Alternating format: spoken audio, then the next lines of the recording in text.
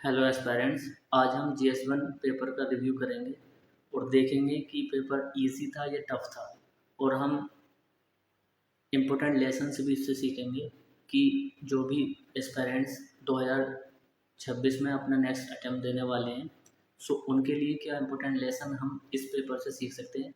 ये सारी चीज़ें हम इस वीडियो में देखेंगे। तो चलिए स्टार्ट करते हैं। देखिए फ्रेंड्स, हम इस पेपर को एक स्कैन करते हैं और देखते हैं कि क्या एक्चुअल में पेपर इतना इजी था या इतना टफ था या फिर मॉडरेट था। ठीक है, तो हम वन बाय वन क्वेश्चन देखते हैं और एक माइंड में अपना सिलेबस रिकॉल करते हैं कि हाँ, हमने ये कहीं पर पढ़ा है या नहीं पढ़ा है। कितना भी हम रिकॉल थोड़ा सा कर पाते हैं नहीं कर पाते, तो एक एक एक स्कैन इसको करते हैं। तो चलिए देखिए, सबसे पहले क्वेश्चन था discuss the salient features of Harappan architecture. ठीक है, सैलिएंट फीचर बताने हैं हड़प्पन आर्किटेक्चर के। अब देखो, हड़प्पन आर्किटेक्चर हम जब भी पहले चैप्टर पढ़ते हैं तो सबसे पहले हम हड़प्पा सिविलाइजेशन के बारे में पढ़ते हैं, और मैं ये उम्मीद करता हूँ कि हर एस्पिरेंट्स हड़प्पन कल्चर के बारे में, हड़प्पन आर्किटेक्चर के बारे में पढ़ता है। तो मैं ये कहूँगा पहले ईजी क्वेश्चन था, लेकिन एग्जाम में रिकॉल करवाना आप कितने अच्छे पॉइंट्स जनरेट कर पाते हो एग्जामिनेशन में, वो डिटरमाइन करता है, वो आपके मार्क्स डिटरमाइन करता है। आप एग्जाम्पल कैसे देते हो, प्रेजेंट से रिलेवेंट एग्जाम्पल आप कैसे देते हो, डायग्राम किस तरीके से बनाते हो। तो ये चीज़ डिफरेंस क्रिएट करती है। क्वेश्चन ईजी था, ये एस्पिरेंट ने कर लिया होगा। ठीक है, नेक्स्ट देखते हैं। Examine the main aspects of Akbar religious syncretism. ठीक है, सो इसमें क्या था कि अकबर के रिलीजियस पॉलिसी के बारे में पूछा जा रहा है। तो ये भी हम अकबर के बारे में देखिए, मुग़ल में जब जब भी हम कुछ डिटेल में पढ़ते हैं तो सबसे ज़्यादा जो मुग़ल्स में रूलर है वो अकबर को पढ़ा जाता है। तो ये भी एक मैं मान सकता हूँ कि क्वेश्चन ईजी हो सकता है, लेकिन एज अ मतलब जो हिस्ट्री में इतना इंटरेस्ट नहीं रखता और जो डीपली मिडाइवल हिस्ट्री को पढ़ कर नहीं गया, उसके लिए क्वेश्चन टफ हो सकता है। ठीक है, नेक्स्ट क्वेश्चन है the sculptors field the Chandela art form with resilient vigor and breath of life elucidate। सो देखिए, ये क्वेश्चन एक टफ क्वेश्चन है। आर्ट एंड कल्चर के बारे में इतना डिटेल में चंदेला आर्ट फॉर्म के बारे में तो पढ़ते हैं, लेकिन वो किस तरीके से उसको इतना डीपली फोकस नहीं करते, बस एक पढ़ करके निकल जाते हैं। तो और एग्जामिनेशन में रिकॉल करवाना चंदेला आर्ट फॉर्म के बारे में, ठीक है, सो एक थोड़ा सा क्वेश्चन टफ हो सकता है। नेक्स्ट क्वेश्चन देखते हैं कि how are climate change and sea level rise affecting the very existence of many island nations. So ये सी लेवल राइज से क्वेश्चन है, क्लाइमेट चेंज से क्वेश्चन है। सो ये है तो ज्योग्राफी का पार्ट, लेकिन मुझको ऐसा लगता है कि GS3 में क्वेश्चन पूछना चाहिए था, लेकिन थोड़ा सा GS1 में इसको पूछ लिया गया है। सो क्लाइमेट चेंज के बारे में ये पूछ लिया गया, तो ये हम सेक्शन सेलेक्ट कर सकते हैं ज्योग्राफी, जो कि पेपर 1 में मेंशन है। सो सी लेवल राइज हम अमूमन पढ़ते ही हैं। ठीक है, डिजास्टर में या फिर क्लाइमेट जैसे जैसे चेंज हो रहा है, ओशियन का जो वाटर लेवल है वो बढ़ रहा है, तो उसके हम इफेक्ट तो ही तैयार करके गए होंगे। थोड़ा सा इसको आइसलैंड नेशन से कनेक्ट कर देंगे। नेक्स्ट क्वेश्चन है what are the non primary activities. अब यहाँ पर कंफ्यूजन हो सकती है एस्पिरेंट्स को, जिनको पता है कि नॉन फार्म प्राइमरी एक्टिविटीज़ क्या है, सो वो तो इजीली लिख देगा, लेकिन यहाँ पर थोड़ा सी अगर समझने में उसको दिक्कत होगी कि नॉन प्राइमरी एक्टिविटीज़ आखिर हैं क्या, तब ये क्वेश्चन आपके मार्क्स काट देगा। ठीक है, so non farm primary activities basically mining को कहा जाता है। ठीक है, ये माइनिंग को कहा जाता है। अब जिसको पता होगा वो तो इजीली लिख देगा और मार्क्स ले लेगा, बट जिसको मीन नहीं पता, जिसको नॉन फार्म प्राइमरी एक्टिविटीज़ नहीं पता, ये क्वेश्चन टफ हो जाता है। ठीक है, नेक्स्ट क्वेश्चन है हमारा explain briefly the ecological and economic benefits of solar energy generation. So solar energy generation renewable energy में जो इस टाइम पे ज़्यादा इमर्ज कर रही है वो सोलर एनर्जी है। तो उसके इकोलॉजिकल और इकोनॉमिक बेनिफिट्स यहाँ पर पूछे हैं, और इंडिया के एग्जांपल्स यहाँ पर पूछे गए हैं। सो ये भी क्वेश्चन मैं मानता हूँ कि इजी कैटेगरी में क्वेश्चन फॉल करता है, क्योंकि रिन्यूएबल एनर्जी के बारे में हर कोई इस टाइम न्यूज़ में भी बना रहता है, और सोलर एनर्जी में, और इंडिया में इंटरनेशनल सोलर अलायंस का हेडक्वार्टर भी है। तो ये तो मतलब हर एस्पिरेंट्स मैं मानता हूँ कि तैयार करके गया होगा। नेक्स्ट है what are tsunamis, how and where are they formed, what are their consequences, explain with examples. So ये भी फैरली इजी क्वेश्चन है। सुनामीज़ के बारे में बता देना, सुनामीज़ है क्या, किस तरीके से फॉर्म होती है, उसके क्या कॉन्सिक्वेंसेस है, और फिर एग्जाम्पल दे देने। तो ये भी क्वेश्चन ईजी है, ज्योग्राफी का क्वेश्चन है ये। नेक्स्ट क्वेश्चन देखते हैं, how does smart city in India address the issues of urban poverty and distributive justice. So urban poverty से क्वेश्चन यहाँ पर पूछा गया है। सो क्वेश्चन ये पूछा गया है कि स्मार्ट सिटी जो है वो किस तरीके से अर्बन पॉवर्टी के इश्यूज को एड्रेस करती है। तो अर्बन पॉवर्टी के बारे में, जैसे पॉपुलेशन माइग्रेशन अर्बन में ज़्यादा ज़्यादा, ठीक है, तो वहाँ पर जो अर्बन पॉवर्टी क्रिएट हो रही है उसके बारे में smart city as a government ने इनिशिएटिव लॉन्च की थी, तो किस तरीके से इस इशूज़ को हैंडल करती है। ठीक है, तो स्मार्ट सिटी के यहाँ पर प्रोविजन दे देंगे, और ये क्वेश्चन हो सकता है कि थोड़ा सा टफ हो, लेकिन ये मॉडरेट कैटेगरी में आ सकता है। नेक्स्ट क्वेश्चन है, the ethos of civil service in India stand for the combination of professionalism with nationalistic consciousness elucidate. यहाँ पर क्या है कि सिविल सर्विस के बारे में पूछा गया है। अब ये देखिए, ऐसा लग रहा है ये क्वेश्चन GS 4 का क्वेश्चन है, ठीक है, बट यहाँ पर GS 1 में पूछ दिया। सो थोड़ा सा ये अब इस साल का हमें न्यू ट्रेंड देखने को मिल रहा है कि GS 3 या GS 4 के क्वेश्चन GS 1 में पूछे जा रहे हैं। नेक्स्ट क्वेश्चन है, do you think that globalisation result in only an aggressive consumer culture. So globalisation के बारे में पूछा गया है कि ग्लोबलाइजेशन ओनली कंज्यूमर कल्चर को एग्रेसिव डेवलप कर रहा है, क्या ग्लोबलाइजेशन का जो मतलब कॉन्सिक्वेंस आ रहा है कि सिर्फ वो कंज्यूमर कल्चर ही डेवलप उससे हो रहा है, इस तरीके से क्वेश्चन पूछा गया है, हम अपना आंसर जस्टिफाई करना है। तो ये क्वेश्चन थोड़ा सा इसमें कंटेंट की कमी हो सकती है, लेकिन एक जनरल आंसर इस पर, अगर एक सीरियस कैंडिडेट है तो वो लिख सकता है इसके ऊपर जनरल आंसर। ठीक है, नेक्स्ट क्वेश्चन है, Mahatma Jyotirao फुले's writings and efforts of social reforms touched issues of almost all subaltern classes। सो महात्मा ज्योतिराव फुले हम प्री में तो इनके लिए पढ़ते हैं, लेकिन ये क्वेश्चन 15 मार्क्स का है, और इतने ज़्यादा एफर्ट्स और राइटिंग्स उनकी याद रखना थोड़ा सा एक टफ हो जाता है। लेकिन एज अ हम जब ग्रेट रिफॉर्मर्स इंडिया के तैयार कर रहे हैं, जो कि सिलेबस में मेंशन भी है, ग्रेट लीडर्स तैयार कर रहे हैं, तो ज्योतिराव फुले को हम मोस्ट इंपॉर्टेंट तरीके से तैयार करते हैं। सो ये क्वेश्चन भी स्टूडेंट ने कर दिया होगा। Now, next, trace India's consolidation process during early phase of independence in terms of polity, economy, education and international relations। So यहाँ पर क्या करना है कि इंडिया का कंसोलिडेशन प्रोसेस के बारे में बताना है, मतलब पोस्ट इंडिपेंडेंस के बाद में किस तरीके से इंडिया का ये कंसोलिडेशन ट्रेस हुआ था पॉलिटिकल को लेकर, किस तरीके से पॉलिटी चेंज हुई, इकोनॉमी चेंज हुई, एजुकेशन, इंटरनेशनल रिलेशन पर, ये सारी चीज़ें किस तरीके से इंडिपेंडेंस के बाद में चेंज हुई थी। तो ये थोड़ा सा पोस्ट इंडिपेंडेंस क्वेश्चन है, इसलिए यहाँ पर हम एक लेसन ले सकते हैं कि कोई भी अगर छोटा सा भी सब्जेक्ट है उसको हम इग्नोर नहीं कर सकते। अगर एक क्वेश्चन भी पूछ लेगा और लेट्स सी अनफॉर्चुनेटली आपको नहीं आता, तो आपके मार्क्स 0 आ सकते हैं उस क्वेश्चन में, इसलिए सिलेबस का हर एक टॉपिक हमें प्रिपेयर करना है। Next question number 13, French revolution से क्वेश्चन है, has enduring relevance to contemporary world. French revolution की जो भी अच्छी चीज़ थी, या जो भी उसमें पॉलिटिकल कॉन्सेप्ट डेवलप हुए थे, क्या आज उनकी कंटेम्प्रेरी उनकी रिलेवेंस है, इससे हम इस क्वेश्चन को मैं एक्सप्लेन करना। तो फ्रेंच रेवोल्यूशन तो वर्ल्ड हिस्ट्री में तैयार करते हैं ना, तो उसको कंटेम्प्रेरी वर्ल्ड से कनेक्ट करना, ठीक है, उसके जो भी कॉन्सिक्वेंसेस रहे थे, जो भी रिजल्ट रहे थे, उसको किस तरीके से आज भी वो बेनिफिट करते हैं। नाउ नेक्स्ट क्वेश्चन है, give a geographical explanation of distribution of offshore oil reserves of the world and how they different from onshore occurrence of sole reserve. ये थोड़ा सा ज्योग्राफी क्वेश्चन है और थोड़ा सा लिटिल बिट टफ क्वेश्चन है।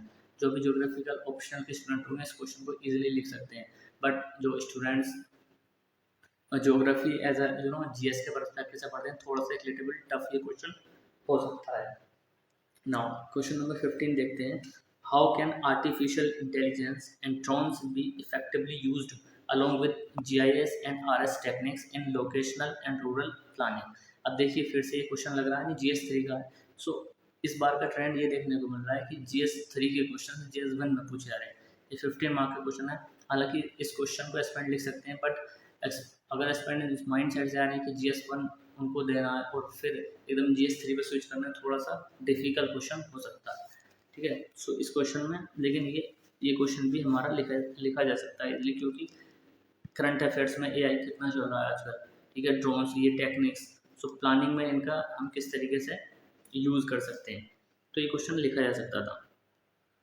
Discuss how the changes in shape and sizes of continent on and ocean basins of planet take place due to tectonic movements। अब tectonic movement से क्वेश्चन पूछा गया, तो जब भी ज्योग्राफी में, जो मॉर्फोलॉजी में जब भी कोई पढ़ रहा है, सबसे पहले टेक्टोनिक प्लेस ही हम सही तरीके से पढ़ते हैं।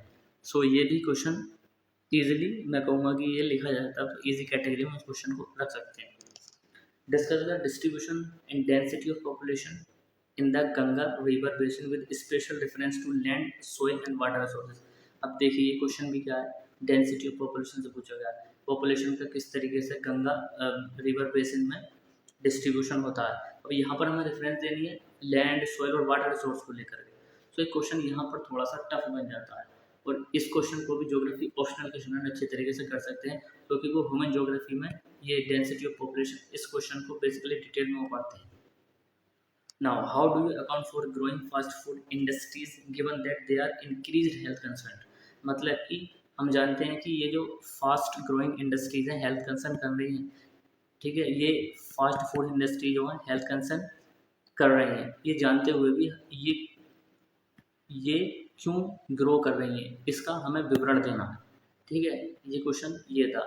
और हमें एग्जांपल्स देने हैं इंडियंस के एक्सपीरियंस के।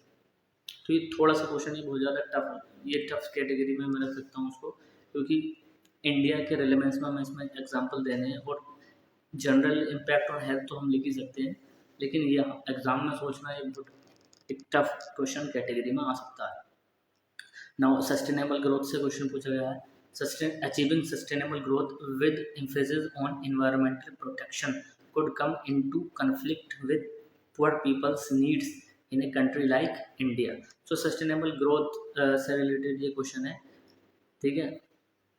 सो ये भी क्वेश्चन सस्टेनेबल ग्रोथ के बारे में तो हर कोई स्टूडेंट पढ़ के ही जाता है, तो ये क्वेश्चन मॉडरेट कैटेगरी में आ सकता है। Now does tribal development in Indian center around to access those of displacement and of rehabilitation। तो ट्राइबल डेवलपमेंट के बारे में यहाँ पर क्वेश्चन है कि किस तरीके से वो उनका जैसे जैसे डेवलपमेंट बढ़ रहा है तो वो अपनी जगह से उनको डिस्प्लेस कर दिया जाता है और कहीं पर रिहेबिलिट कर दिया जाता है, तो ये टू एक्सेस पे वो उनका डेवलपमेंट होता है। तो ये हमें अपना ओपिनियन यहाँ पर देना था। अब ये था 20 क्वेश्चन। ना बहुत सारे स्टूडेंट्स को ये लग रहा हो कि यार ये तो ईजी क्वेश्चन है, मैं लिख सकता हूँ। देखिए एग्जामिनेशन हॉल में कंडीशंस बहुत ज़्यादा डिफरेंट होती हैं। आप यहाँ पर मान सकता हूँ कि लिख सकते हैं। अगर आप 26 के एस्पिरेंट हैं तो मैं आपसे एक बात करना चाहता हूँ। देखिए अगर आपको ये क्वेश्चन पेपर इजी लग रहा है ना, तो आप बहुत बड़ी मिस्टेक कर रहे हैं, ठीक है। एग्जामिनेशन हॉल में थिंक करना है एग्जाम्पल्स को और क्वेश्चन की डिमांड को समझना, इसमें टाइम लगता है और वहाँ पर टाइम होता नहीं। सो ये एक बहुत ज़्यादा डिफ़िकल्ट टास्क है कि इसको एग्जामिनेशन हॉल में विद इन 3 आवर पूरा करना, ठीक है। अब आप सोच रहे हैं कि इजी ये क्वेश्चन से कुछ क्वेश्चन आपको इजी लगे। अब एक बात बताइए, अगर इजी है तो इसमें भी हमें अगर इजी, मैं मानता हूँ इजी क्वेश्चन भी आपको करने हैं जो आपको इजी लग रहा है, हैप्पा सिविलाइजेशन वाला, उसके आर्किटेक्चर से जो क्वेश्चन पूछा था उसको ले लेते हैं। अब इसमें भी जो भी स्टूडेंट्स मैंने दिया है वो कहाँ पर डिफरेंस क्रिएट करेगा, वो वहाँ पर करेगा जब उसका कंटेंट स्ट्रक्चर एग्जाम्पल उसने अच्छे दिए होंगे, जिस स्टूडेंट ने कीवर्ड अच्छे लिखे होंगे, कंटेंट अच्छा दिया होगा, स्ट्रक्चर अच्छा दिया होगा और क्वेश्चन की डिमांड को समझा होगा, वही थोड़ा सा बेनिफिट यहाँ पर उसको मिलेगा। 1 से 2 नंबर का भी अगर बेनिफिट मिल गया वहीं पर डिफरेंस क्रिएट हो जाता है, ठीक है। तो हम मानते हैं 12 से 14 हज़ार स्टूडेंट लिख रहे हैं, लेकिन उसमें 3 के स्टूडेंट जो स्पेशल स्टूडेंट्स होंगे वो कौन से होंगे, जिनका ये एक टॉप क्वालिटी का होगा, जिन्होंने इस पर प्रैक्टिस करी होगी, ठीक है, और जिनका पेपर कंप्लीट हुआ होगा और टाइम में एक अच्छे कंटेंट स्ट्रक्चर कीवर्ड डायग्राम्स के साथ में, वो यहाँ पर ज़्यादा मार्क्स फेच करेंगे, ठीक है। नाउ आप 26 एस्पिरेंट्स के बारे में बात कर लेते हैं। देखिए आपको नेक्स्ट ईयर एग्ज़ाम देना, ठीक है। अब यहाँ पर क्या कर सकते हैं, हम ये कर सकते हैं कि अगर हमें ये क्वेश्चन दिया जाता तो हम इसको कितना लिख पाते हैं। देखिए हम 26 के लिए प्रिपेयर कर रहे हैं, लेकिन मैं मानता हूँ कि हमने NCERT तो पढ़ चुके होंगे। NCERT और एक बेसिक नॉलेज हमारे हर बारे में होगी, ट्राइबल डेवलपमेंट के बारे में है, या फिर आपको जनरल नॉलेज हर क्वेश्चन की इसमें होगी। तब आप एक काम कीजिए, आपकी रियलिटी चेक हो जाएगी कि ये प्रोसेस एग्जामिनेशन में पेपर कंप्लीट करना और एक अच्छे स्ट्रक्चर और कंटेंट के साथ में कितना डिफिकल्ट है। आप 3 आवर में इस पेपर को कंप्लीट करके देखिए। आप लिखिए, जो भी आपके माइंड में आता है उसको लिखिए बस, ठीक है। और लिखिए, फिर देखिए आप कितना टाइम इसमें लेते हैं और फिर आपका आंसर क्वालिटी कैसी होती है। तब आपको रियलिटी चेक होगी कितना डिफ़िकल्ट है मेंस, ठीक है। इसलिए आप इसको लिखिए ज़रूर और मुझे बताइए कमेंट में कि आपने कितना टाइम इसको लिखने में, आपने कितने टाइम में ये पूरा पेपर कंप्लीट किया, ठीक है। इसके अलावा पीवाईक्यू को हम नहीं छोड़ सकते, इसमें most of the question repetition है डायरेक्टली और indirectly from the PYQs. So PYQ का तो हमें रेक्टिफिकेशन मारना है हर हाल में। नेक्स्ट, हमें आंसर राइटिंग पर ज़्यादा फोकस करना पड़ेगा अभी से। कोई भी क्वेश्चन है, हम उसका क्वेश्चन 1 मिनट में हम अगर उसको ब्रेनस्टॉर्म कर पाते हैं तब हम एक अच्छा आंसर लिख सकते हैं। तो आंसर राइटिंग पर, ब्रेनस्टॉर्म पर और कंटेंट पर अपना फोकस कीजिए। टाइम बहुत ज़्यादा इंपॉर्टेंट है, इसको लगाइए, इसको वेस्ट मत कीजिए, ठीक है। आप 3 से 4 क्वेश्चन डेली लिखिए, उसको प्रैक्टिस कीजिए, तभी ये 3 आवर्स में एक बहुत अच्छा एक क्वालिटी का आंसर आप लिख सकते हैं। एक क्वेश्चन नहीं होता है, 20 क्वेश्चन होते हैं, उसमें हर किसी में अलग अलग एग्जाम्पल होते हैं और ऊपर से एक GS1 आपने दिया, फिर आपको 2 से 3 घंटे के बाद GS2 भी उसी दिन देना है। ये बहुत ज़्यादा डिफ़िकल्ट टास्क है, इसलिए इसकी प्रैक्टिस अभी से कीजिए। और अगर हम दिसंबर तक प्रैक्टिस कर लेते हैं तब हम प्री के बाद उसको ईजिली टैकल कर सकते हैं। और एक चीज़ और, सिलेबस का एवरी टॉपिक पर हमारे नोट्स होने चाहिए और उसको हमें आना चाहिए। सिलेबस का एवरी टॉपिक, एवरी सब्जेक्ट, कोई भी टॉपिक हम इग्नोर नहीं कर सकते, बिकॉज हमारे पास अभी टाइम है। और मेंस में अगर एक क्वेश्चन भी आ जाता है और हमें उसका एग्जैक्ट मीन नहीं पता होता है, तब हमारे लिए बहुत ज़्यादा डिफिकल्ट हो जाता है उस क्वेश्चन में और उस पेपर में एक्स्ट्रा मार्क्स लाना, ठीक है। और आपकी जो मैं ये कह सकता हूँ कि अब अगले साल आपकी फ़ाइट किससे होगी? जो भी मेंस यहाँ पर जो फेल करेंगे, जो स्टूडेंट बचे, अल्टीमेटली 1000 स्टूडेंट्स को यहाँ पर लिस्ट में नाम आएगा। सो जो वहाँ पर 2000 बच्चे बचेंगे इंटरव्यू के बाद और यहाँ पर जो मेंस के बच्चे बचेंगे, इनसे आपका कंपटीशन होगा। अब आप देखिए कि आपको कितनी मेहनत करने की ज़रूरत है अपने कंटेंट में, अपनी आंसर राइटिंग में, अपने स्ट्रक्चर में, ठीक है। सो मैं ये एडवाइस देना चाहूँगा कि आप अपने टास्क को, अपने टारगेट को प्रोक्रास्टिनेट मत कीजिए, वर्क हार्ड करो और फोकस से पढ़ाई करो, ठीक है। तो यहाँ इस वीडियो को यहीं पर रखते हैं, मिलते हैं नेक्स्ट वीडियो में, तब तक के लिए धन्यवाद।